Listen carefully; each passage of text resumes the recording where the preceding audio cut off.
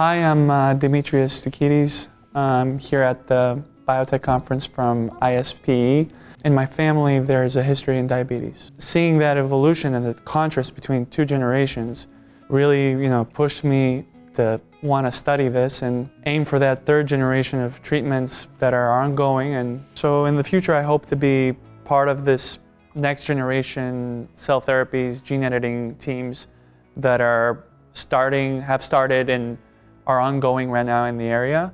I'm just thankful for being here and being part of this conference because we get to meet people in industry, see that some of our research projects are actually hot and trending.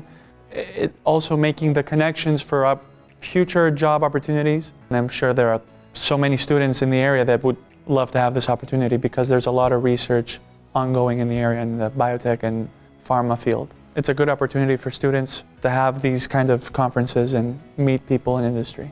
I am thankful for the ISPE Foundation for giving me this opportunity to attend this biotech conference. Already it's been a very big experience and I really hope to attend more in the future.